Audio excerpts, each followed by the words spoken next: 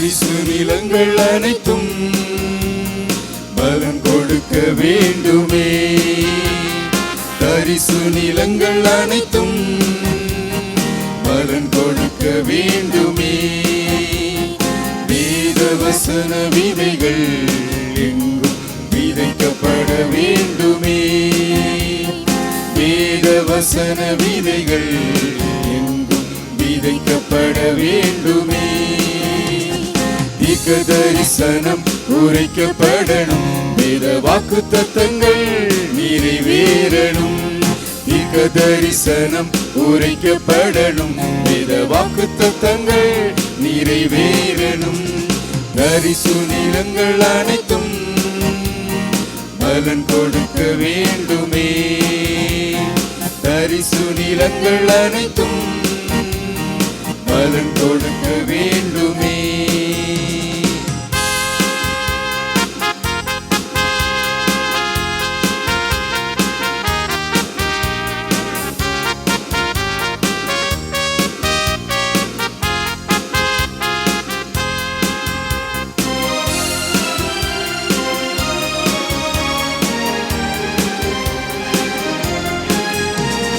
வேதவசனம் அது தேவ வசனம், அதை அறிவிப்பது நம் கடன் அல்லவா. வேதவசனம் அது தேவ வசனம், அதை அறிவிப்பது நம் கடன் அல்லவா. விதை தேடுங்கள் வசனம், விதை தேடுங்கள். விதை தேடுங்கள் வசனம், விதை தேடுங்கள். கோதுமை மணிகளாய் மடிந்திட வாருங்கள். கோதுமை மணிகளாய் மடிந்திட வாருங்கள். தரிசு நிலங்கள் அனைத்தும் பலன் கொடுக்க வேண்டுமே. தரிசு நிலங்கள் அனைத்தும் பலன் கொடுக்க வேண்டுமே.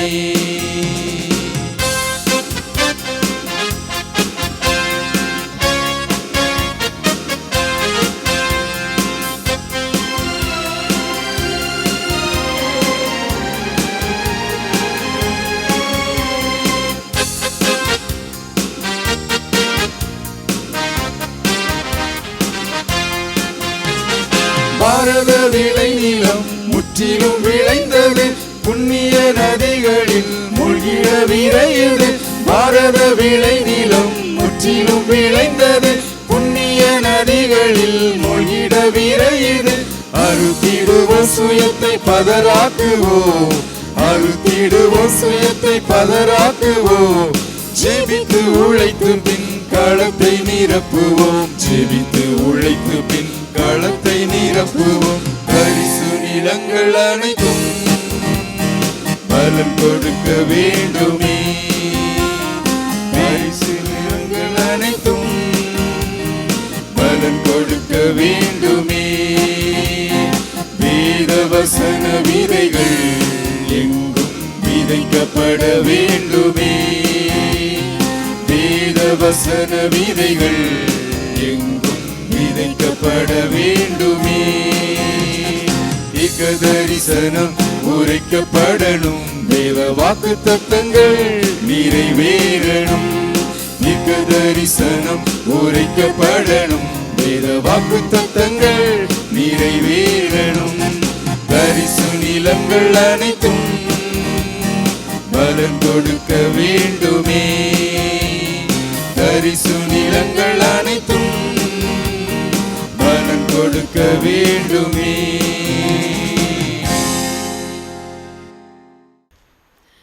இயேசு கிறிஸ்துவின் இனிய நாமத்திலே உங்கள் யாவருக்கும் எங்களுடைய அன்பான வாழ்த்துக்களை கூறிக்கொள்கிறோம்.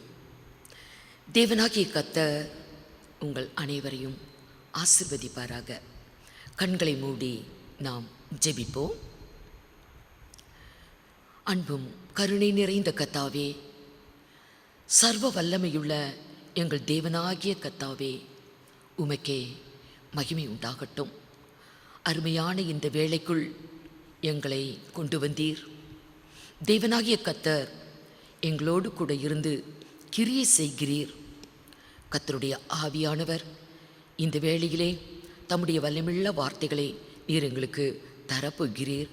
உம்முடைய வார்த்தைகள் ஒவ்வொன்று 30, 60, 100 கேட்கிற ஒவ்வொரு மக்களுடைய வாழ்விலும் ஆண்டவரே அது முளைத்து எழும்பி பயனுள்ளதாய் காணப்பட கிருபியருளும். கர்த்தருக்கு மகிமை உண்டாகட்டும். துதி கன மகிமையில் நமக்கு ஏறெடுக்கிறோம். இயேசு கிறிஸ்துவின் மூலமாய் வேண்டிக் கொள்கிறோம் பரிசுத்த பிதாவே, ஆமென். கர்த்தருடைய நாமத்துக்கு மகிமை உண்டாவதாக.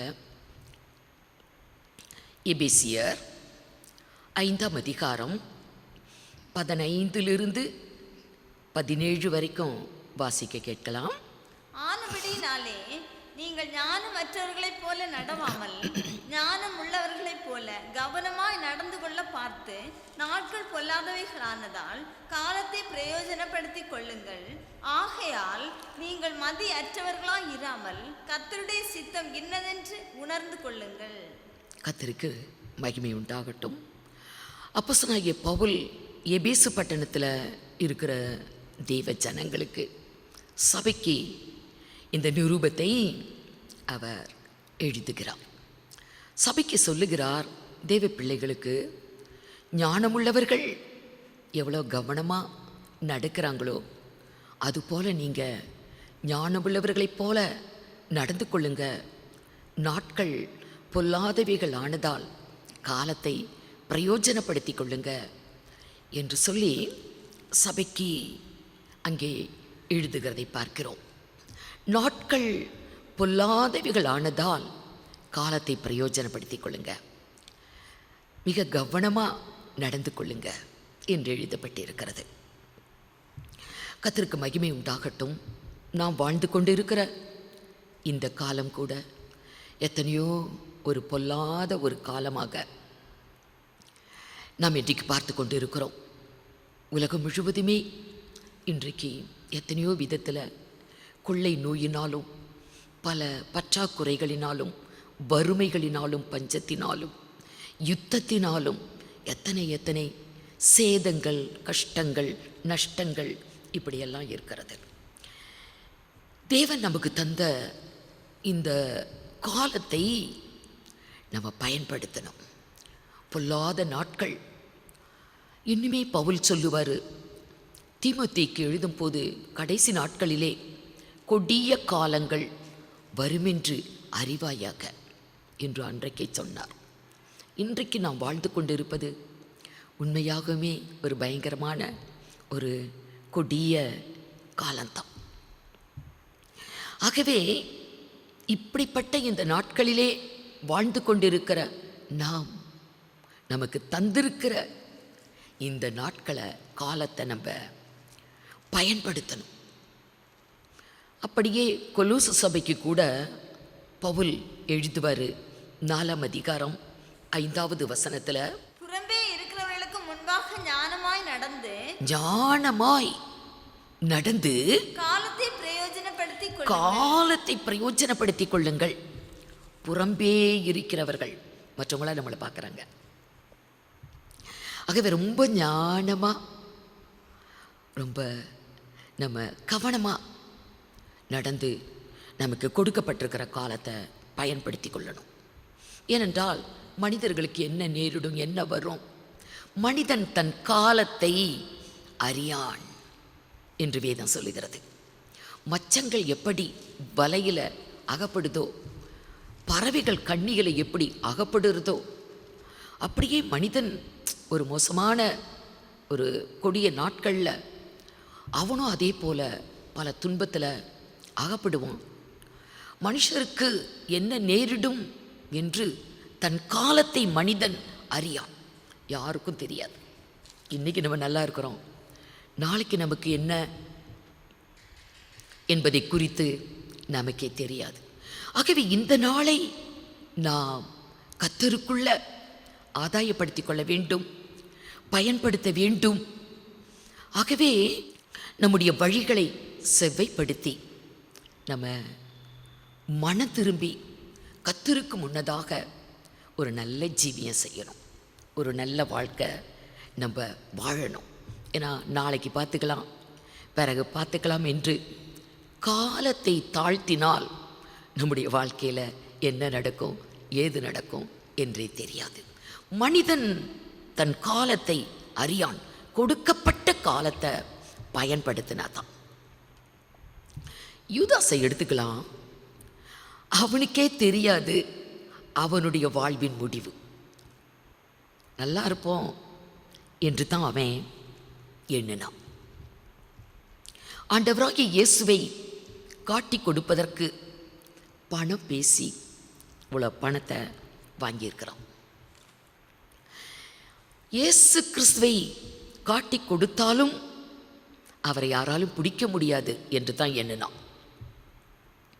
அதனால் அவரும் தப்பிடுவார், பணமும் நமக்கு கிடைக்கும்.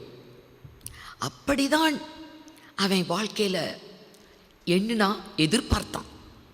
ஆனால் நடந்தது வேறு.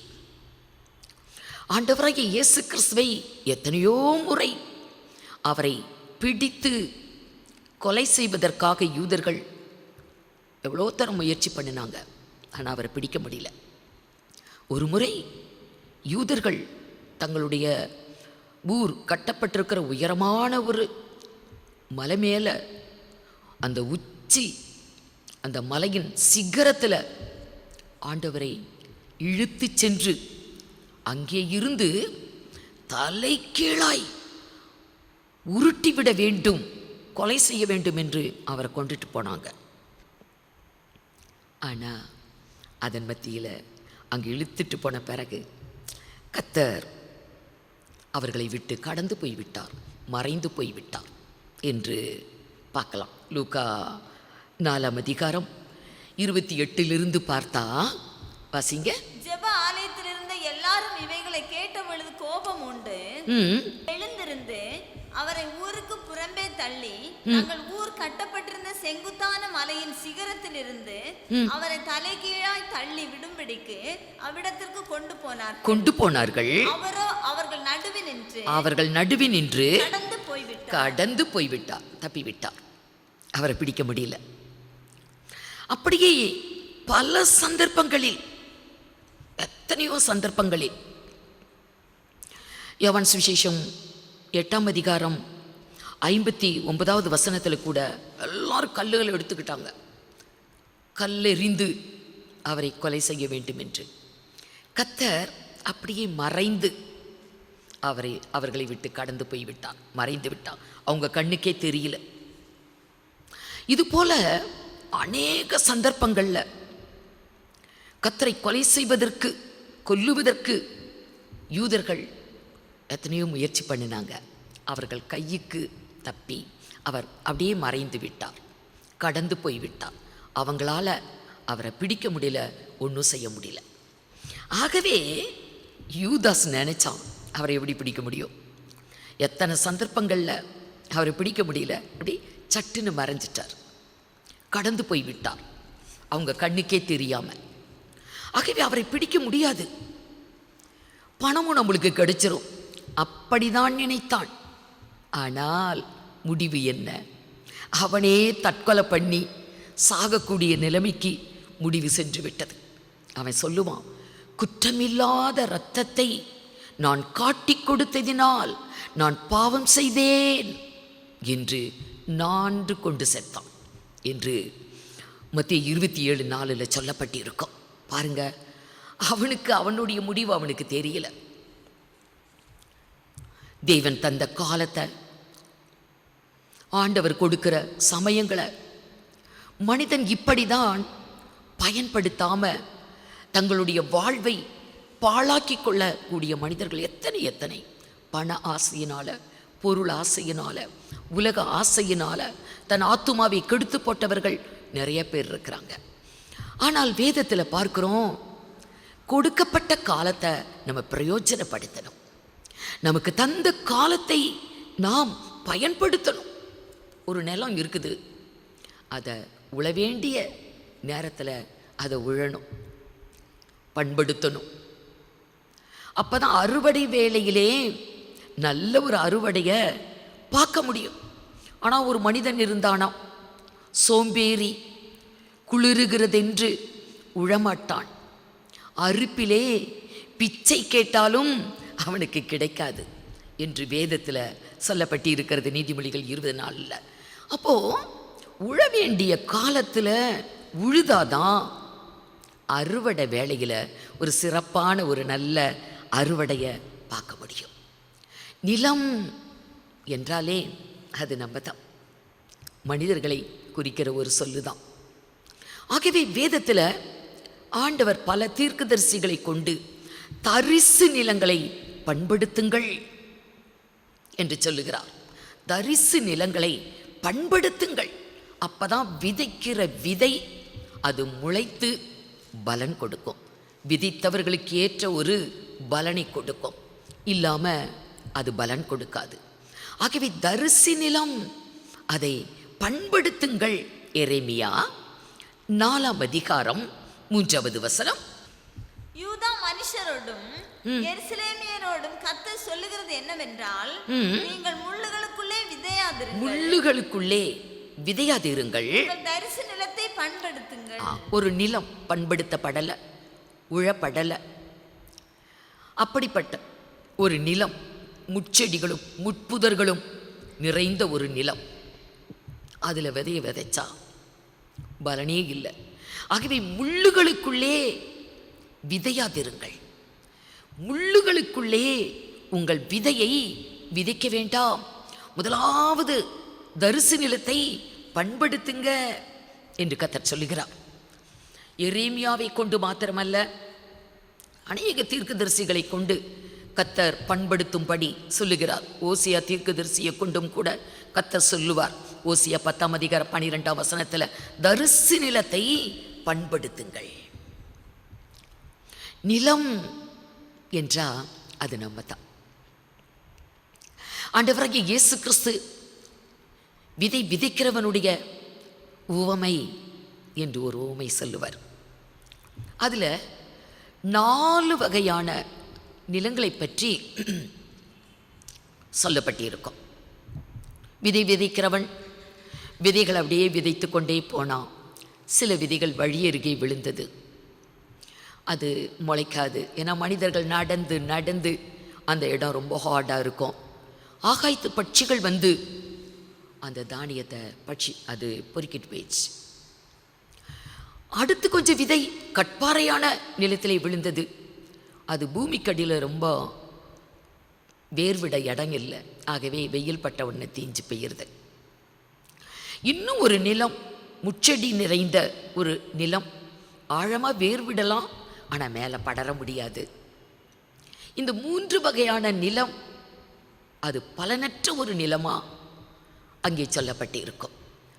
வழியருகே அப்படிங்கிற நிலமும் தேவனுடைய வார்த்தைகளை, கர்த்தருடைய வசனத்தை ரொம்ப சந்தோஷமாக கேட்குறவங்க தானாம். கர்த்தருடைய வார்த்தையை ரொம்ப சந்தோஷமாக கேட்டு ஏற்றுக்கொள்ளுவாங்களாம். ஆனால் அந்த வசனத்தை, அவர்கள் கேட்ட வசனத்தை விசுவாசித்து ரட்சிப்பை பெறக்கூடாத படிக்கு சாத்தான் அதை பொறுக்கிட்டு போயிடும் என்று கர்த்தர் அதுக்கு ஒரு அர்த்தத்தை சொல்லுவார். வசனத்தை கேட்கிற ஜனந்தான், ஆனால் அதை அவங்க விசுவாசிக்கணும். விசுவாசித்தா ஒரு ஆத்தும ரட்சிப்பு உண்டாகும், நித்திய ஜீவனை சுதந்திரிக்கலாம். ஆனால் விசுவாசியாதபடியால் சாத்தான் அதை பொறுக்கி கொண்டு போனான், அது அவங்களுக்கு பிரயோஜனம் இல்லாமல் போச்சு. 2வது வகையான ஒரு நிலத்தை பார்க்கலாம், கட்பாறை போன்ற நிலம். அவங்களும் கர்த்தருடைய வசனத்தை ரொம்ப சந்தோஷமாக கேட்குறவங்க தான், கர்த்தருடைய வார்த்தையை கேட்கிறவர்கள். ஆனால் கர்த்தருடைய வார்த்தையை அவர்கள் கேட்டாலும் சில இடரல்கள், சில துன்பங்கள் வந்த உடனே அவங்க அப்படியே பின்மாறி போயிடுறாங்க. கேட்ட வசனம் அவர்களுக்கு அது பிரயோஜனம் இல்லாமல் போயிடுது, ரட்சிப்பு அவர்கள் வாழ்விலே வருகிறது இல்லை. 3வது வகையான ஒரு நிலம், முச்செடிகள் நிறைந்த நிலம். அவங்களும் கர்த்தருடைய வார்த்தையை ரொம்ப சந்தோஷமாக கேட்குறவங்க, கர்த்தருடைய வார்த்தையை கேட்டு விசுவாசிக்கிறவங்க.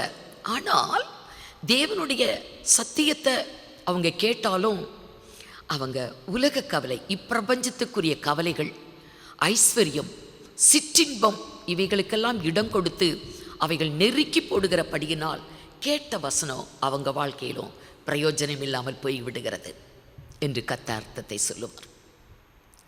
4வது வகையான ஒரு நிலம், அது கொஞ்சம் நல்ல நிலம், நன்மையும் செம்மையுமான இருதயத்திலே அவர்கள் கர்த்தருடைய வசனத்தை ஏற்றுக்கொண்டு 30, 60, 100 பலன் கொடுத்தார்கள். அது நல்ல நிலம். இப்படி மனிதர்களைத்தான் நிலம் நிலம் நிலம் என்று சொல்லப்பட்டிருக்கிறது. தேவனுடைய வார்த்தையை கேட்கக்கூடிய ஜனத்தை குறித்து சொல்லுகிறார். 4 கூட்ட ஜனம் கர்த்தருடைய வார்த்தையை கேட்கிறவங்க தான். தேவனுடைய ஜனத்தை போல வாழ்ந்து கொண்டிருக்கிறவங்கள் தான். ஆனால் 3 வகை நிலம் அடிபட்டு பெய்கிறது, பலனற்று போகிறது. விதைத்தவருக்கேற்ற ஒரு பலன் இல்லை. வேத வாக்கியத்தை கேட்கிறவங்க தான். ஆகவே தான் இந்த 3 நிலத்திலையும் கொஞ்சம் இருக்கிற பிரச்சனைகளை பண்படுத்த வேண்டும். பண்படுத்தப்பட்ட நிலமாக தரிசு நிலத்தை பண்படுத்துங்கள். வழியருகே என்று சொல்லும்போது அது மண் மிருதுவாக இருக்காது. கட்பாறை நிலம் என்றாலும் பூமிக்கடியில் பாறை இருக்குது. முச்செடி என்றாலும் அது முளைத்து படர வழி இல்லை. ஆகவே பண்படுத்துங்க. நம்முடைய வாழ்விலே காணக்கூடிய இடரல்கள், நம்முடைய ஜீவியத்திலே காணக்கூடிய பாவ அக்கிரமங்கள், இவைகளெல்லாம் பண்படுத்தப்பட வேண்டும். மனம் திரும்ப வேண்டும். தரிசு நிலத்தை பண்படுத்துங்கள்.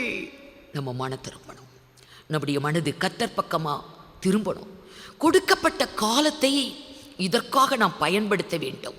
மன திரும்புதலுக்காக நம்முடைய இருதயம் கர்த்தருக்கு நேரா, சத்தியத்துக்கு நேரா நம்முடைய இருதயம் காணப்பட வேண்டும்.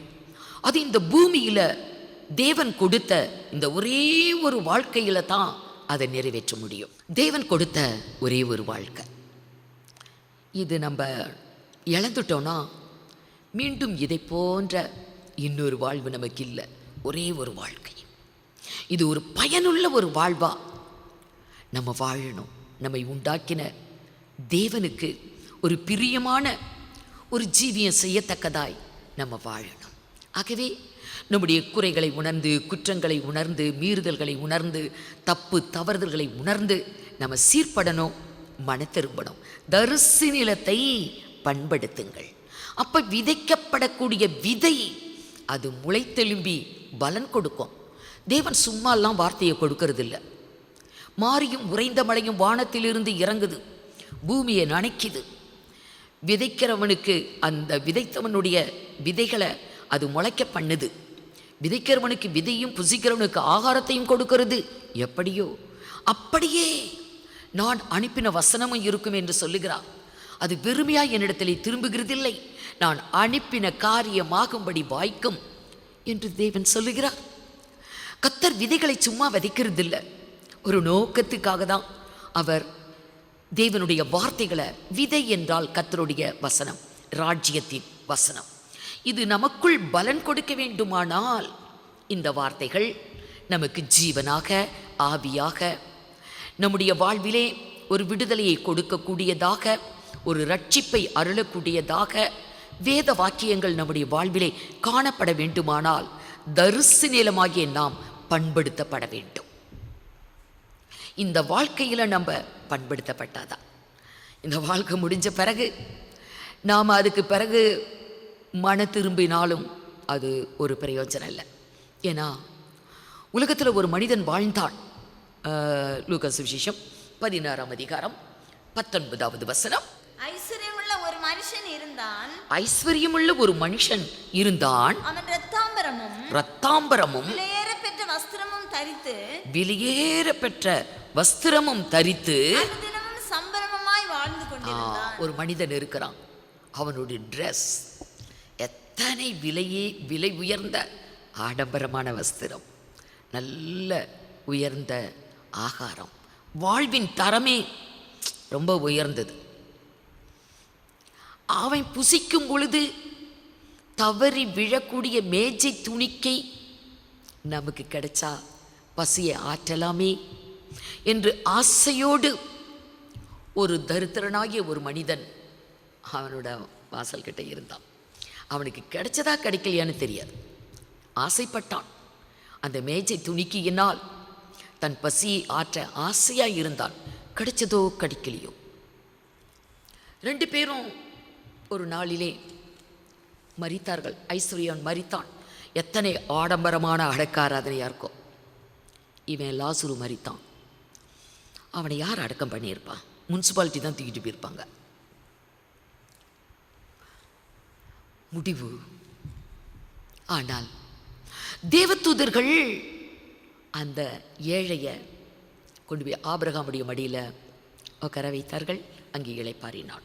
ஐஸ்வர்யவான், உலகத்திலே ஒரு குறைவில்லாமல் அவன் நிறைவோடு வாழ்ந்தவன்.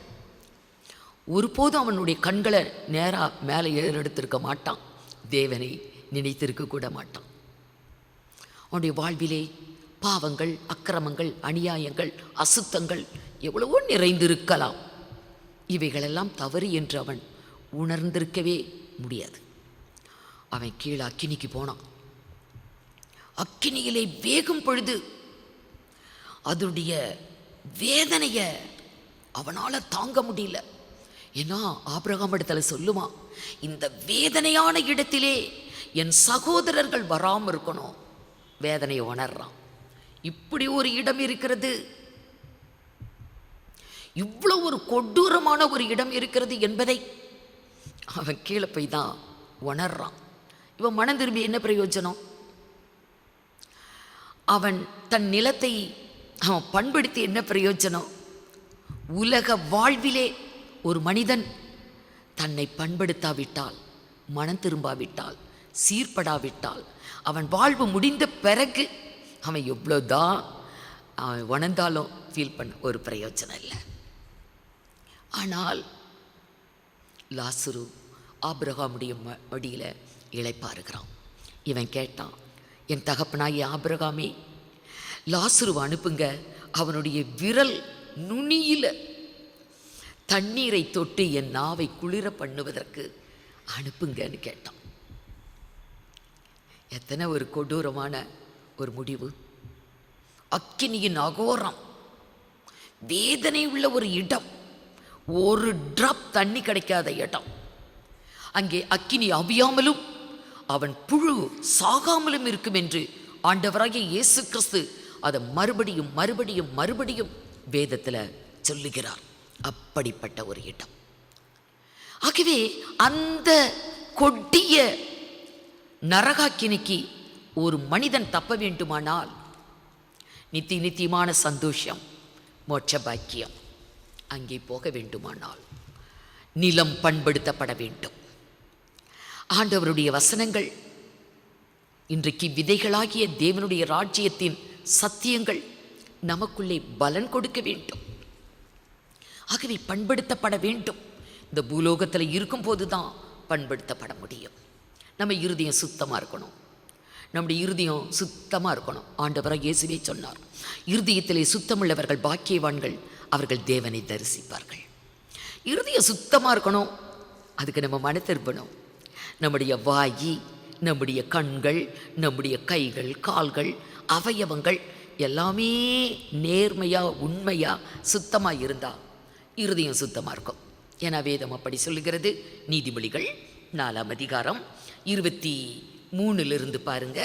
23 எல்லா காவலோடும் உன் இருதயத்தை காத்துக்கொள், உன் இருதயத்தை காத்துக்கொள், அதனிடத்தினின்று ஜீவ ஊற்று அதனிடத்தினின்று ஜீவ ஊற்று புறம். இருதயம் காக்கப்பட வேண்டும், சுத்தமாக காக்கப்பட வேண்டும், பரிசுத்தமாக காக்கப்பட வேண்டும். அப்பொழுது அதனிடத்தினின்று ஜீவ ஊற்று புறப்படும். எப்படி சுத்தமாக காத்துக்கிறது? உன் இருதயத்தை காத்துக்கொள். எப்படி காக்கணும்? அடுத்த வசனம், வாயை காக்க வேண்டும். வாயை காத்தால் இருதயம் காக்கப்படும். வாயின் தாறுமாறுகளை உன்னை விட்டு அகற்றி. வாயின் தாறுமாறுகள், வாயின் தாறுமாறுகளை, வீண் வார்த்தையெல்லாம் கூட பாவம் தானா, சொற்களின் மிகுதியினால் பாவம் இல்லாமல் போகாது என்றெல்லாம் வேதத்தில் சொல்லப்பட்டு இருக்கிறது. ஆகவே வாயின் தாறுமாறுகளை அகற்றி உன் உதடுகளின் மாறுபாட்டை தூரப்படுத்தி. இதெல்லாம் நம்முடைய வாழ்க்கையில் இருக்கக்கூடாது. நம்முடைய வாயும் நம்முடைய உதடும் தேவன் விரும்பக்கூடிய அளவில் சுத்தமாக இருக்கணும், பரிசுத்தமாக இருக்கணும். வாயிலிருந்து புறப்படக்கூடிய சொற்கள், வார்த்தைகள் தேவன் பார்க்கிறார். அதனால இருதயம் காக்கப்படும், இருதயம் சுத்தமாக இருக்கும். அடுத்த வசனம், உன் கண்கள் நேராய் உன் நோக்க கண்கள் கடவது. நேராய் நோக்க கடவது. உன் கண்ணிமைகள் உனக்கு முன்னே செவ்வையாய் பார்க்க கடவது. கண்ணிமைகள் செவ்வையாய் பார்க்க கடவுது. நம்முடைய கண்கள் நேரா பார்க்கணும். நேர்மை, உண்மை, உத்தமம், இதெல்லாம் நம்முடைய வாழ்வில் தேவை. கோணலான பாதைகள் இருக்கக்கூடாது. நம்முடைய பார்வை தாறுமாறான ஒரு பார்வையா இருக்கக்கூடாது. உன் கண்கள் நேராய் நோக்க கடவுது. நேர்மை, உண்மை, இதெல்லாம் நம்முடைய வாழ்க்கையில் இருக்கணும். இருதயம் சுத்தமாக இருக்கும். இருதயம் காக்கப்படும்.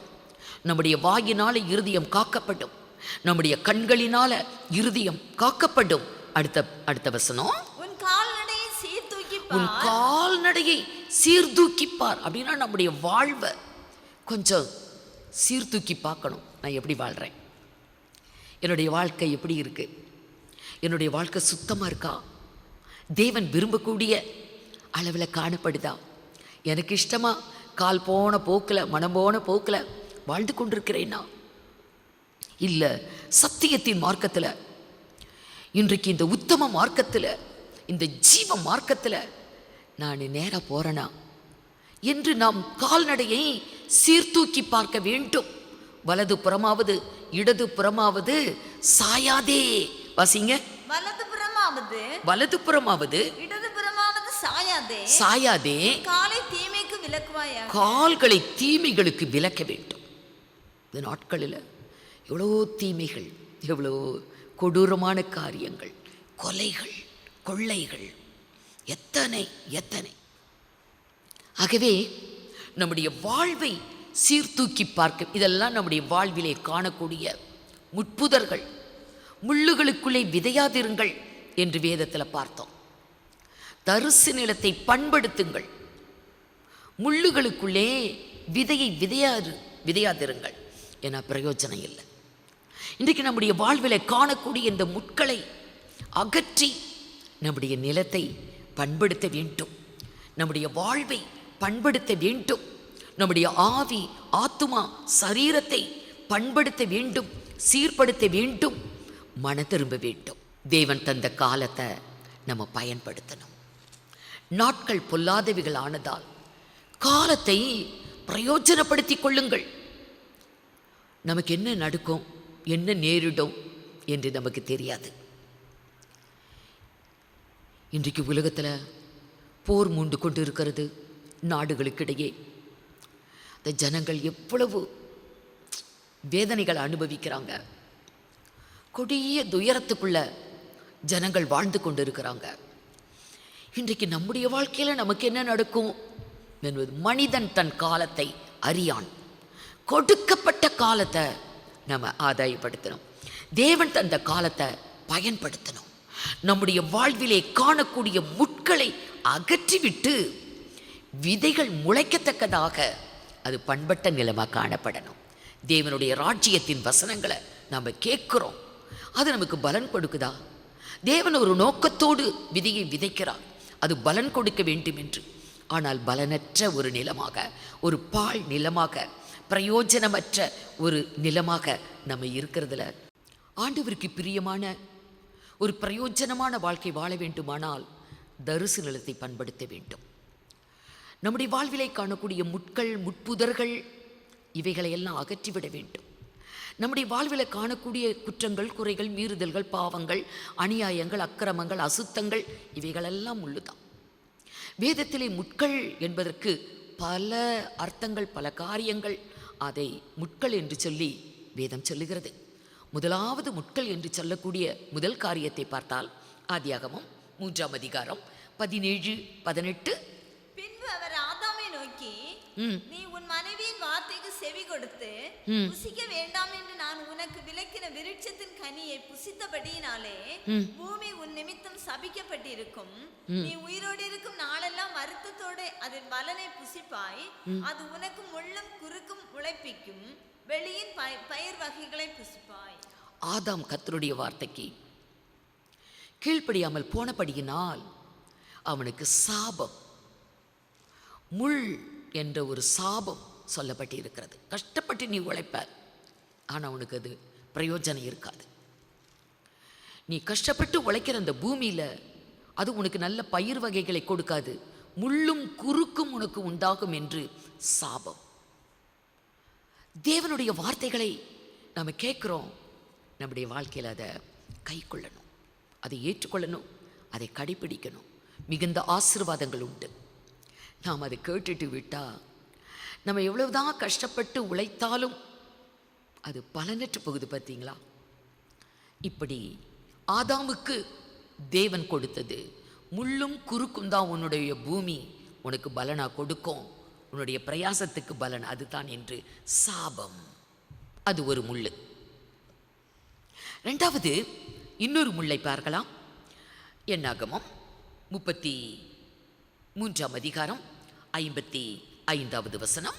நீங்கள் தேசத்தின் குடிகளை உங்களுக்கு முன்பாக துரத்தி விடாமல் இருப்பீர்களானால் அப்பொழுது அவர்களில் நீங்கள் மீதியாக வைக்கிறவர்கள் உங்கள் கண்களில் முள்ளுகளும் உங்கள் விலாக்களிலே கூர்களுமாய் இருந்து நீங்கள் குடியிருக்கிற தேசத்திலே உங்களை உபத்திரவப்படுத்துவார்கள். முள் என்றால் பொதுவா காலில் தான் குத்தும்.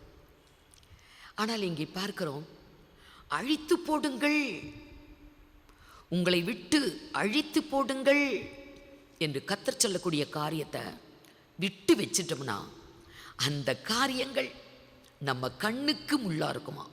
கண்ணுக்குள்ள முள்ளு குத்துனா எப்படி இருக்கும்? காலில் குத்துனாலே கஷ்டம், கண்ணில் குத்துனா. இங்கே தேவன் தம்முடைய ஜனத்துக்கு சொன்னார், பாலும் தேனும் ஓடக்கூடிய கானான் தேசத்துக்குள்ளே போறீங்க, ஆனால் அங்கே ஏற்கனவே பலத்த ஜாதிகள், ஒரு 7 விதமான பலத்த ஜாதிகள் அந்த தேசத்தில் இருக்கிறாங்க. நீங்கள் அவங்கள நான் உங்ககிட்ட ஒப்பு கொடுப்பேன், அவர்களை அழித்து போட்டு தேசத்தை நீங்கள் கைப்பற்றுங்கள், சுதந்திரித்து கொள்ளுங்கள் என்று கர்த்தர் சொன்னார். ஏன் அப்படி சொன்னார்? அவங்கள அழிக்காம விட்டு வச்சுட்டீங்கன்னா அவங்க உங்க கண்ணுக்கு முள்ளு, விலாவுக்கு கூறு, ஈட்டி மாதிரி விலாவை குத்தும், அவங்களால் உங்களுக்கு மிகுந்த உபத்திரவங்கள் உண்டாகும் என்று உங்கள் கண்களுக்கு முள்ளு என்றார். இந்த விஷயத்தை நம்ம உபாகமம் 7ஆம் அதிகாரத்தில் முதலிருந்து பார்த்தா அந்த கானான் தேசத்திலே 7 பலத்த ஜாதிகள் இருக்கிற அந்த 7 ஜாதிகளை பற்றி அங்கே சொல்லப்பட்டிருக்கும். 7ஆம் அதிகாரம் முதல் 2 வசனத்தில் தொடர்ந்து நம்ம பார்த்தா ஆண்டவர் அங்கே சொல்லுகிறார், நான் அவர்களை உங்கள்கிட்ட ஒப்பு கொடுப்பேன், அவங்கள நீங்கள் அழிச்சிருங்க, உங்களை விட்டு துரத்திடுங்க. அவர்களோடு நீங்கள் ஐக்கியம் வச்சுக்க கூடாது. அவர்களோடு நீங்கள் ஐக்கியம் வைத்து கொண்டால் உங்களுடைய பெண்களை அவர்களுக்கு கொடுத்து அவர்களுடைய பெண்களை நீங்கள் எடுத்து இப்படி அவர்களோடு கலந்து வாழக்கூடிய சூழ்நிலை வரும். அவர்களுடைய தெய்வத்தை வழிபட வைத்து விடுவார்கள். மெய்யான தெய்வத்தை நீங்கள் விட்டு விலக நேரிடும். ஆகவே என்னுடைய கோபம் உங்கள் மேலே வரும், நான் உங்களை அழிப்பேன். அதற்காக தேவ கோபம் உங்கள் மீது நீங்கள் அழிஞ்சு போகாமல் இருக்கணுமா இருந்தா அந்த ஜாதிகளை அழிச்சிட்டு அந்த தேசத்தை சுதந்திரித்து கொள்ளுங்கள் என்று சொன்னார். ஆனால் இவங்க என்ன பண்ணினாங்க? கீழ்ப்படியலை, அந்த ஜாதிகளை விட்டு வச்சாங்க, அவங்களோட கலந்தாங்க. தேவனுக்கு பிரியமில்லாமல் சில காரியங்களை செய்ததுனால தேவ கோபம் வந்தது. தேவ ஜனங்களும் அது நிமித்தம் அழிக்கப்பட்டார்கள், பாடுபட்டார்கள், கஷ்டத்தை அனுபவித்தார்கள்.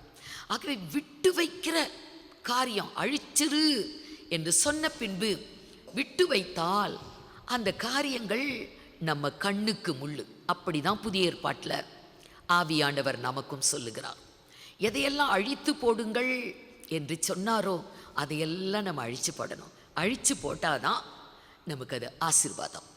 விட்டு வைக்கிறோம் அப்படின்னா அது நம்ம கண்ணுக்கு முள்ளு. கொலோசியர் 3ஆம் அதிகாரம் 5, 6, 7 இந்த வசனங்களை வாசிப்போமானால், ஆகையால் விபச்சாரம், அசுத்தம், கோபம், துர்இச்சை, விக்கிரக ஆராதனையான பொருளாசை உண்டு பண்ணுகிற இதெல்லாம் அழிச்சு போடுங்க. அதை செய்யக்கூடிய அவயவத்தையே அழிக்க சொல்றார்.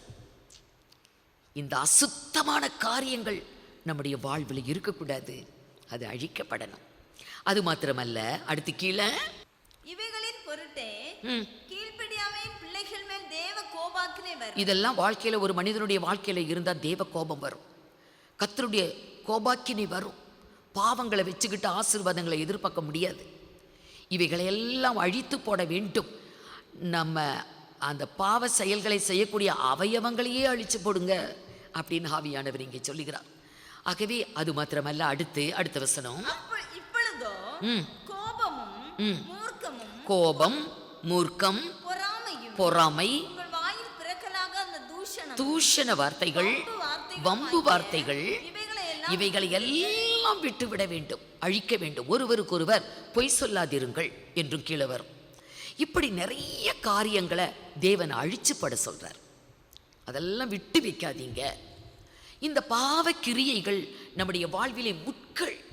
இந்த முள்ளு நம்ம கண்ணை குத்தும், நம்மளையே குத்திக்கிட்டு இருக்கோம்.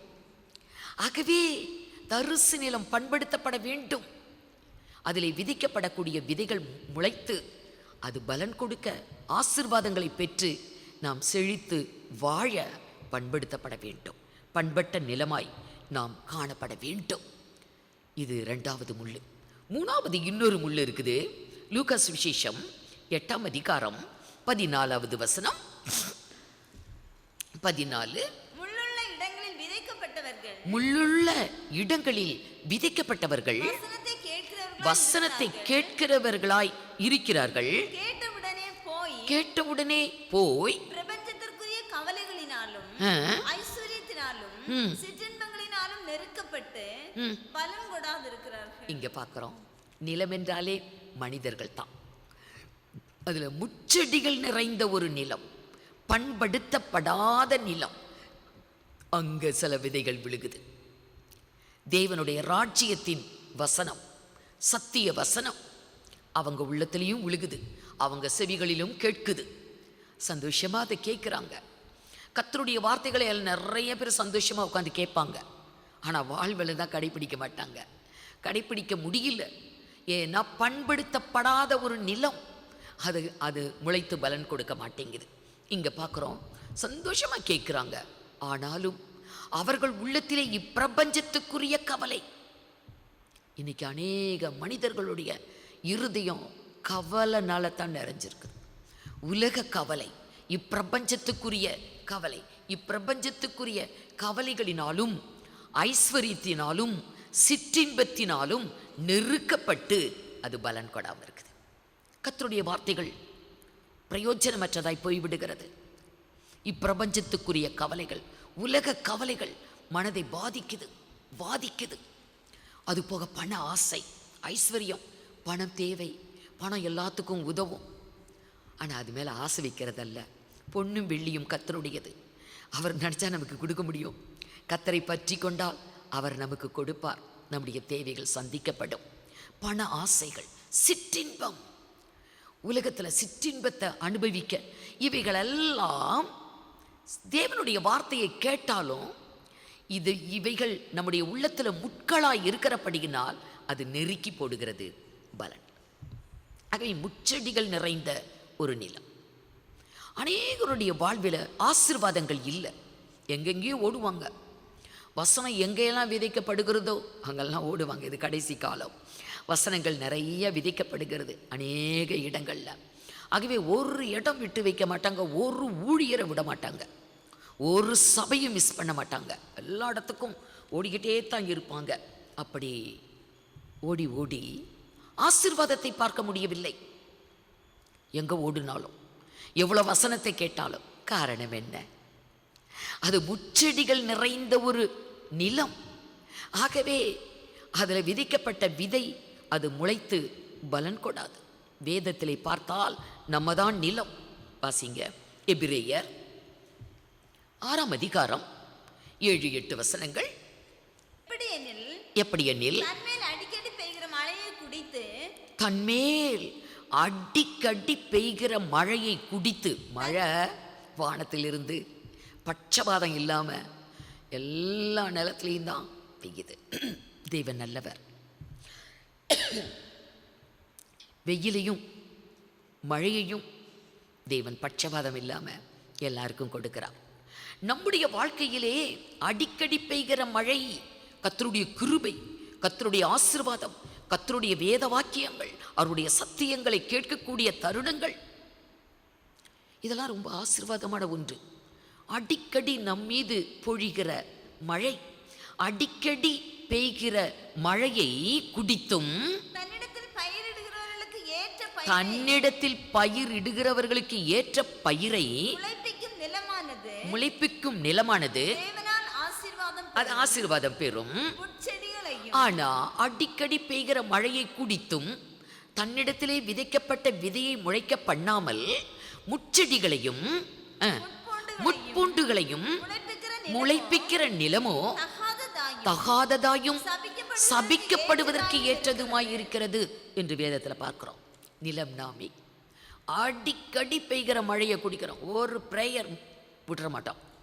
எல்லா ஜபத்தில் அட்டன் பண்ணி வேத வாக்கியங்களை எல்லாம் கேட்டு எல்லாமே பண்ணினாலும் வாழ்வில் ஒரு பலன் இல்லை. கேட்குற சத்தியத்திற்கு ஏற்றபடி வாழ்வு இல்லை. அடிக்கடி பெய்கிற மழையை குடித்தும் முச்செடிகளையும் முள்பூண்டுகளையும் முளைப்பிக்கக்கூடிய ஒரு நிலமாக நாம் காணப்படுவோம். ஆனால் அதன் முடிவு என்ன? அது தகாததாயும் சபிக்கப்படுவதற்கு ஏற்றதுமாய் இருக்கிறது என்று சொல்லப்பட்டு இருக்கிறது. ஆம் அருமையானவர்களே, நமக்கு கொடுக்கப்பட்ட காலம் இது ஒரு நல்ல காலம். நமக்கு தேவன் தந்திருக்கிறார். அவருடைய சத்தியத்தை கேட்க முடியும், அதன்படி வாழ முடியும். வாழ்வு முடிஞ்ச பிறகு ஒன்றுமே இல்லை. ஆகவே காலத்தை நம்ம ஆதாயப்படுத்தணும், நாட்களை நம்ம பயன்படுத்த வேண்டும். தேவன் தந்த காலம், இதை பயன்படுத்தணும். அடுத்து இன்னொரு முள்ளை பார்க்கலாம். நீதிமொழிகள் 22ஆம் அதிகாரம் 5வது வசனம். மாறுபாடானவனுடைய வழிகளிலே முள்ளுகளும் கண்ணிகளும் உண்டு. மாறுபாடானவனுடைய வழிகளிலே முள்ளுகளும் கண்ணிகளும் உண்டு. மாறுபாடானவன், மாறுபாடானவன் அப்படின்னா என்னது மாறுபாடு? வேதம் சொல்லுகிறது. ஓசியா 11ஆம் அதிகாரம் 7வது வசனத்துல கர்த்தரை விட்டு விலகக்கூடிய மாறுபாடு. வசிமா, என் ஜனங்கள் என்னை விட்டு விலகுகிற மாறுபாட்டை பற்றி கொண்டிருக்கிறார்கள். மாறுபாடுன்னா என்ன? கர்த்தரை விட்டு விலகுதல், அதுதான் மாறுபாடு என்று ஆண்டவரே சொல்லுகிறார். என்னை விட்டு விலகுகிற மாறுபாட்டை ஜனங்கள் மாறுபாட்டை உடையவர்களாக இருக்கிறார்கள் என்று கர்த்தரே சொல்லுகிறார். ஆகவே மாறுபாடானவனுடைய வழி, கர்த்தரை விட்டு விலகி, சத்தியத்தை விட்டு விலகி இன்றைக்கு இஷ்டத்துக்கு வாழக்கூடிய மனிதனுடைய வாழ்க்கையில் பாதையில் அவனுக்கு முள்ளுகள் தான். அவனுடைய பாதையில் முட்கள். மாறுபாடானவனுடைய பாதைகள் அது முட்கள். அவனுக்கு எல்லாமே வேதனையாக இருக்குது. எந்த பக்கம் போனாலும், எப்படி வாழ்ந்தாலும் அது அவனுக்கு முட்கள் குத்துகிறது போல ஒரு வேதனையான ஒரு வாழ்க்கை. அப்படி ஒரு முள். கடைசியாக அப்போஸ்தலனாகிய பவுல் சொல்லுவார், எனக்கு ஒரு முள் கொடுக்கப்பட்டிருக்கிறது. என்னை நானே உயர்த்தாத படிக்கு அந்த முள் குட்டும் சாத்தானின் தூதனாய் இருக்கிறது. மேன்மை பாராட்டும் போது அந்த சாத்தான் என்னை கொட்டும். ஆகவே நான் மேன்மை பாராட்டாமல் இருப்பதற்காக இது எனக்கு ஒரு முள் கொடுக்கப்பட்டிருக்கிறது. கர்த்தரிடத்தில் ஜெபிக்கிறான், 3 முறை ஜெபிக்கிறான். இந்த முள் என்னை விட்டு அகலணும், இந்த பலவீனம் என்னை விட்டு நீங்க வேண்டும் என்று கேட்டதுக்கு கர்த்தர் சொன்னார், உன் பலவீனத்தில் என் பலன் பூரணமாய் விளங்கும் அப்படின்னு சொன்னாரே தவிர நீக்கி போடல. 2 கொரிந்தியர் 12ஆம் அதிகாரம் 7வது வசனம். அன்றையும் எனக்கு வெளிப்படுத்தப்பட்டவைகளுக்குரிய மேன்மையின் நிமித்தம் நான் என்னை உயர்த்தாத படிக்கு மாம்சத்திலே ஒரு முள் கொடுக்கப்பட்டிருக்கிறது. அப்போஸ்தலனாகிய பவுல் அவன் நல்ல படித்தவன், நல்ல அறிவு உள்ளவன், வேத அறிவு மிகுந்தவன், பெரிய ஐஸ்வர்யவான். அவனை பற்றி சொல்லப்பட்டிருக்கும், ரோம் ராஜ்யத்தை பல கொடுத்து வாங்க முடியுமா? ஆனால் தனக்கு இருந்த எல்லா ஐஸ்வர்யத்தையும் அவன் குப்பை என்று, அது பிரயோஜனமற்றது என்று, அது எல்லாம் நஷ்டம், குப்பை என்று தள்ளிவிட்டு கர்த்தருக்கென்று அவன் முழுவதுமாய் தன்னை தியாகம் செய்து வந்திருந்தான். அப்படிப்பட்ட ஒரு தியாகி அவன், ஒரு பரிசுத்தவான். எல்லாவற்றையும் வெறுத்துவிட்டு வந்த அந்த பரிசுத்தவானுடைய வாழ்க்கையில் அவனுடைய சரீரத்திலே ஒரு முள், அது ஒரு பலவீனம். உன் பலவீனத்தில் என் பலன் பூரணமாய் விளங்கும் என்று கர்த்தர் சொல்றார். அப்பனா அது ஒரு பலவீனம், ஒரு நோய். எப்ப எல்லாம் அவன் தன்னை உயர்த்துறானோ, அதாவது அவனுக்கு கர்த்தர் கொடுத்த தரிசனங்கள், வெளிப்படுத்தல்கள் எல்லாம் ஒரு மேன்மையானவைகள். அதை குறித்து அவன் மேன்மையா, கர்த்தர் எனக்கு தரிசனம் கொடுத்தாரு, எனக்கு இப்படிப்பட்ட வெளிப்படுத்தல்களை கொடுத்தாரு என்று மேன்மைப்படுத்தும் போதெல்லாம் குட்டும் சாத்தானின் தூதனாய் இருந்து அவரை அப்போஸ்தலனாகிய பவுலை அது வேதனைப்படுத்திக்கிட்டு இருந்துச்சு. ஒரு முள். ஆகவே தான் அந்த இடத்துல சொல்லுகிறார், எனக்கு ஒரு முள் கொடுக்க. இன்னொரு தடவை வாசிங்க 7வது வசனம். அன்றியும் எனக்கு வெளிப்படுத்தப்பட்டவைகளுக்குரிய மேன்மையின் நிமித்தம் நான் என்னை உயர்த்தாதபடிக்கு என் மாம்சத்திலே ஒரு முள் கொடுக்கப்பட்டிருக்கிறது. என்னை நான் உயர்த்தாதபடிக்கு அது என்னை குட்டும் சாத்தானுடைய தூதனாய் இருக்கிறது. குட்டும் சாத்தானின் தூதன் அப்படின்னு சொல்றான். ஒரு முள் தன்னை மேன்மைப்படுத்தாதபடிக்கு. அதனால தான் இந்த 12ஆம் அதிகாரம் 2 கொரிந்தியர் அதில் முதலிருந்து பார்த்தா அவன் தனக்கு கிடைத்த தரிசனம் தான், வெளிப்படுத்தல் தான். ஆனால் ஏதோ இன்னொரு மனிதனுக்கு கிடைத்தது போல அவன் மறைமுகமாக பேசுவான். ஒரு மனிதனை அறிவேன், 14 வருடத்துக்கு முன்பாக அவன் ஆவிக்குள்ளாக்கப்பட்டு 3 வானங்களுக்கு மேலாக பரதீசு வரை சென்று வந்தான். மனுஷர்கள் பேசப்படாத பாஷைகளை பேசினான். அவன் சரீரத்தில் இருந்தானோ சரீரத்துக்கு புறம்பே இருந்தானோ, என்ன யாரையோ ஒரு மனுஷனை பற்றி சொல்கிற மாதிரி சொல்லுவார். ஆனால் அவர் தான். ஏன்னா அவர் கலாத்திய சபைக்கு எழுதும்போது சொல்லுவார், சிலுவையை குறித்தே அல்லாமல் வேறொன்றை குறித்தும் நான் மேன்மை பாராட்டாதிருப்பேனாக. ஏன்னா மேன்மை பாராட்டினாலே முள்ளு குட்டும் சாத்தான் அவனுடைய தூதன் இவரை கொட்டுவர், பலவீனங்கள் நோய்கள் மேற்கொள்ளும். ஆகவே சிலுவையை குறித்தே அல்லாமல் வேற எதை குறித்தும் நான் மேன்மை பாராட்ட மாட்டேன் என்று சொல்லி கலாத்திய சபைக்கு அவ சொல்லுகிறதை பார்க்கலாம். ஆகவே இப்படி முட்கள் என்று பல காரியங்கள் இங்கே கொடுக்கப்பட்டிருக்கிறது. இதெல்லாம் நம்முடைய வாழ்க்கையில் இருக்கிறது தான். நம்முடைய வாழ்விலே காணக்கூடிய தவறுதல்கள், தப்புகள், மீறுதல்கள், பல தேவனுக்கு பிரியமில்லாத காரியங்கள் தான். இவைகளை எல்லாம் நம்மை விட்டு அகற்றி நம்முடைய தரிசு நிலத்தை நாம் பண்படுத்தணும். நம்முடைய வாழ்வை நம்ம சுத்திகரிக்கணும், மன திரும்பணும், பண்படுத்தணும். ஆண்டவராய் இயேசு கிறிஸ்து அவர் தேவன், ஆனால் மனிதனாய் இந்த பூமிக்கு வந்தார். நம்முடைய பாவங்களை அவர் ஏற்றுக்கொண்டார். நம்முடைய அக்கிரமங்களை ஏற்றுக்கொண்டு நம்முடைய பாவங்களை கல்வாரி சிலுவையிலே சுமந்தார். நம்முடைய பலவீனங்களை ஏற்றுக்கொண்டு நோய்களை சுமந்தார். நம்முடைய பாடுகளை ஏற்றுக்கொண்டு துக்கங்களை சுமந்தார். அப்படியே இந்த முள்ளுகளுக்குள்ளே விதையாதிருங்கள் என்று தேவன் சொன்னாரே, அந்த இடரல்கள், அந்த முள்ளுகள் நம்முடைய வாழ்க்கையில் இருக்கே, இந்த முட்களை எல்லாம் ஆண்டவர் ஏற்றுக்கொண்டார். அவர் சிலுவையிலே அறையப்படும் போது அவருக்கு முள்முடி சூட்டப்பட்டது.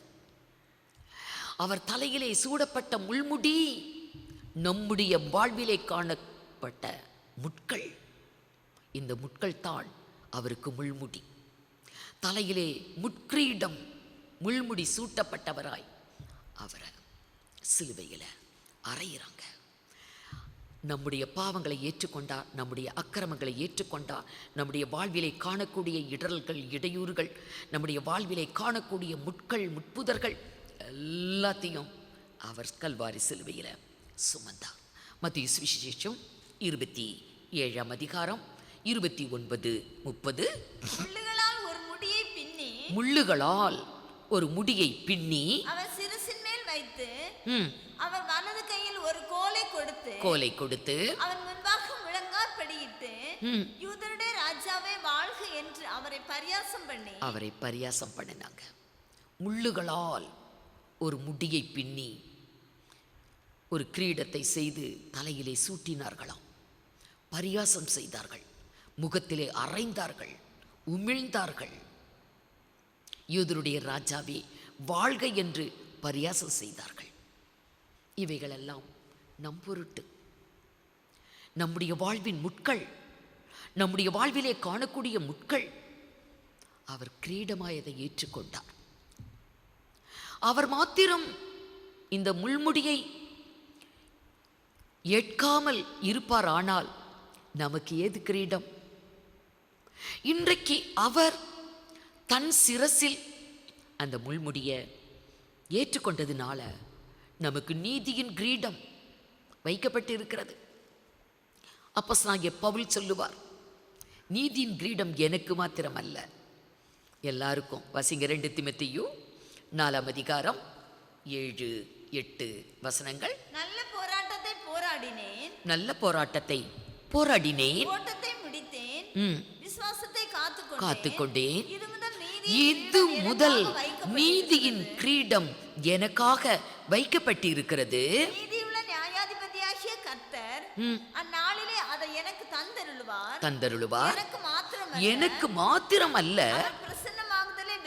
அவருடைய பிரசன்னமாகுதலை விரும்பும் யாவருக்கும் அந்த நீதியின் கிரீடம் வைக்கப்பட்டு இருக்கிறது. அருமையானவர்களே, நமக்கு நீதியின் கிரீடம் அவர் உண்டு பண்ணி வைத்திருக்கிறார்.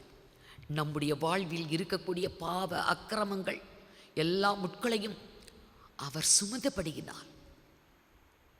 அவருடைய பாடுகளால் நமக்கு நீதியின் கிரீடம், அவருடைய பிரசன்னமாகுதலை யாரெல்லாம் எதிர்பார்க்குறாங்களோ எல்லாருக்கும், அவருடைய வருகைக்கு ஆயத்தமாக இருக்கிற எல்லாருக்கும் நீதியின் கிரீடம் ஆயத்தமாக்கப்பட்டிருக்கிறது. யாக்கோபு 1ஆம் அதிகாரம் 12வது வசனம். சோதனை சகிக்கிற மனுஷன் பாக்கியவான், பாக்கியவான் அவன் உத்தமன் என்று விளங்கின பின்பு, அவன் உத்தமன் என்று விளங்கின பின்பு கர்த்தர் தம்மிடத்தில் அன்பு கூறுகிறவர்களுக்கு வாக்குத்தத்தம் பண்ணின ஜீவ கிரீடத்தை பெறுவான். தேவன் தம்மிடத்திலே அன்பு கூறுகிறவர்களுக்கு ஒரு ஜீவ கிரீடத்தை உண்டு பண்ணி வைத்திருக்கிறார். ஜீவ கிரீடம், நீதியின் கிரீடம், ஜீவ கிரீடம். அவர் முட்கிரீடம் சூட்டப்பட்டபடியினால் நமக்கு நீதியின் கிரீடத்தையும் ஜீவ கிரீடத்தையும் நமக்கு அவர் ஆயத்தப்படுத்தி வைத்திருக்கிறார். 1 பேதுரு 5ஆம் அதிகாரம் 4வது வசனம். அப்படி செய்தால் பிரதான மேய்ப்பர் வெளிப்படும் போது மகிமையுள்ள வாடாத கிரீடத்தை பெறுவீர்கள். ஒரு மகிமையான வாடாத கிரீடம். இப்படி வேதத்தில் தேவனுடைய பிள்ளைகளுக்கு பண்படுத்தப்பட்ட நல்ல நிலத்துக்கு விதைக்கப்பட்ட விதை முளைத்து பலன் கொடுக்கும் நிலத்துக்கு தேவன் கிரீடங்களை வைத்திருக்கிறார். நாம் அதை பெற வேண்டாமா? நீதியின் கிரீடம், ஜீவ கிரீடம், மகிமையுள்ள ஒரு வாடாத கிரீடம், இவைகளையெல்லாம் நாம் சூடப் போகிறோம். கர்த்தரோடு கூட நித்தியமாய் வாழப்போகிறோம். அந்த நாள் வந்து கொண்டே இருக்கிறது. ஆகவே நமக்கு தேவன் தந்த இந்த நாட்களை நாம் பயன்படுத்த வேண்டும். நம்முடைய வாழ்விலே காணக்கூடிய சீர்கேடுகளை அகற்றி பண்படுத்தப்பட்ட ஒரு நிலமாக நம்மிடத்தில் விதைக்கப்படக்கூடிய விதைகள் முளைத்து பலன் தரக்கூடியதாக சத்திய வசனங்கள் நம்முடைய வாழ்விலே பலனளிக்க வேண்டும். அருமையானவர்களே, கர்த்தருடைய சித்தத்துக்கு நம்மை ஒப்பு கொடுப்போம். தேவனாகிய கர்த்தர் உங்கள் யாவரையும் ஆசீர்வதிப்பாராக. கண்களை மூடி நாம் ஜெபிப்போம். அருமையான இரட்சகரே, நன்றியோடு கர்த்தருடைய நாமத்தை மகிமைப்படுத்துகிறோம். ஆண்டவரே, இவ்வளோ நேரம் உம்முடைய சத்திய வசனங்களை கேட்டுக்கொண்டிருந்த எல்லா தேவ பிள்ளைகளுக்காய் ஸ்தோத்திரம் அப்பா. ஒவ்வொரு சகோதரர்களுக்காய் சகோதரிகளுக்காய் உம்மை நாங்கள் ஸ்தோத்திரிக்கிறோம். கர்த்தர் அனைவரையும் ஆசீர்வதிக்கும்படியாய் உம்மிடத்தில் வேண்டிக் கொள்ளுகிறேன். கேட்கிற சத்திய வசனங்கள் ஆண்டவரே வெறுமையாய் திரும்பாதபடி, கர்த்தர் அனுப்பின காரியமாகும்படி வாய்க்கட்டும். ஆண்டவரே, தரிசு நிலங்கள் பண்படுத்தப்படட்டும். ஆண்டவரே, ஒவ்வொருடைய வாழ்விலும் பாவ உணர்வு, மனம் திரும்புதல், பாவ மன்னிப்பு, ஆத்தும ரட்சிப்பு, நித்திய ஜீவன் நிறைவேறட்டும். கர்த்தாவே, ஒருவரும் கெட்டுப்போவது உமக்கு சித்தமல்ல. மனுஷர்கள் யாவரும் ரட்சிப்பை அடைவதும் சத்தியத்தை அறிந்து கொள்ளக்கூடிய அறிவை அடைவதும் உமக்கு சித்தம். ஆமாண்டவரே, எல்லா மக்களையும் ஆசீர்வதிங்க. இயேசுவே, ஒரு கொடிய காலத்துக்குள் நாங்கள் வைக்கப்பட்டிருக்கிறோம். உலகத்திலே சமாதானம் இல்லை ஆண்டவரே. ஜனத்துக்கு விரோதமாய் ஜனம், தேசத்துக்கு விரோதமாய் தேசங்கள் எழும்பி கொள்ளை நோயினாலும் பஞ்சத்தினாலும் பசியினாலும் ஆண்டவரே உலகம் கத்தாவே எத்தனையோ பாடுகளுக்கு உட்படுத்தப்பட்டிருக்கிறது. இந்த நாட்களிலே எங்களுக்கு தந்த காலத்தை நாங்கள் பயன்படுத்தும்படியாய் ஆண்டவரே ஞானமுள்ளவர்களைப் போல கவனமாய் நடந்து கொள்ள ஆண்டவரே நாட்கள் பொல்லாதவைகள் ஆனதால் காலத்தை பிரயோஜனப்படுத்திக் கொள்ள கிருபை தாரும். சத்திய வசனங்களை கேட்கிறோம், அதற்கு தகுந்த வாழ்வு எங்களிடத்திலே காணப்படவில்லை, அதற்கு தகுந்த கிரியைகள் கனிகள் எங்களிடத்திலே காணப்படவில்லை. ஆண்டவரே கிருபையல்லும் எங்கள் வாழ்விலே காணக்கூடிய முட்கள் எல்லாம் ஆண்டவரே அகற்றப்படட்டும். நீர் சுமந்து தீர்த்து விட்டீரப்பா. மீண்டும் மீண்டும் நாங்கள் கத்தாவை விழுந்து போகாதபடி கத்தாவே ஆசீர்வதியும். எங்களுக்காய் நீர் உண்டு பண்ணி வைத்திருக்கிற கிரீடங்களை நாங்கள் பெற்றுக்கொள்ள எங்களை தகுதிப்படுத்தும். மெய்யாகவே கத்தர் வரப்போகிறீர். மனுஷகுமாரனாகிய இயேசு கிறிஸ்து மத்திய ஆகாயத்திலே வெளிப்பட போகிறீர். நாங்கள் முகமுகமாய் உம்மை தரிசிக்க, உம்மோடு எடுத்துக்கொள்ளப்பட, உம்மோடு நித்திய நித்தியமாய் வாழ எங்களை தகுதிப்படுத்தும் ஆண்டவரே. எங்களுடைய தகுதி எங்களுடையதல்ல, அது உம்மால் உண்டாகிறது. எங்களை பரிசுத்தப்படுத்தும். பரிசுத்தம் இல்லாமல் ஒருவனும் உம்மை தரிசிக்க முடியாது என்று எழுதப்பட்டு இருக்கிறதே. ஆண்டவரே, இருதயத்திலே சுத்தமுள்ளவர்கள் பாக்கியவான்கள், அவர்கள் தேவனை தரிசிப்பார்கள் என்றும் ஆண்டவரே எழுதப்பட்டு இருக்கிறதே. எங்களை சுத்திகரியும்.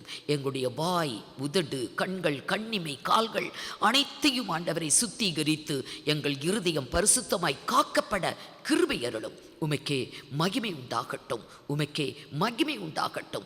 யாவருக்கும் நல்ல சுகபலன் ஆரோக்கியம் கொடுத்து, அனைவருக்கும் சமாதானம் சந்தோஷம் கொடுத்து ஆண்டவரே தம்முடைய ஜனத்தை காத்து கொள்ளுங்க. இயேசு ஒவ்வொருடைய வாழ்விலும் காணக்கூடிய சோதனைகள், வேதனைகள், துன்பங்கள், பணக்கஷ்டங்கள், கடன் தொல்லைகள், நோய்கள் எல்லாவற்றிலும் விடுதலை தந்து கர்த்தர் ஆசீர்வதிக்கும்படி ஜெபிக்கிறேன். ஜனங்களை ஆசீர்வதித்தரணும். உமக்கே மகிமை உண்டாகட்டும், மகிமை உண்டாகட்டும். கோடா கோடி ஸ்தோத்திரம் ஆண்டவரே, உமக்கு ஸ்தோத்திரம். துதி கணம் மகிமை எல்லாம் உமக்கே ஏறெடுக்கிறோம். இயேசு கிறிஸ்துவின் மூலமாய் வேண்டிக் கொள்கிறோம் பரிசுத்த பிதாவே, ஆமென். என் ஆத்துமாவே கர்த்தரை ஸ்தோத்திரி, என் முழு உள்ளமேருடைய பரிசுத்த நாமத்தை ஸ்தோத்திரி. என் ஆத்துமாவே கர்த்தரை ஸ்தோத்திரி, அவர் செய்த சகல உபகாரங்களையும் மறவாதே.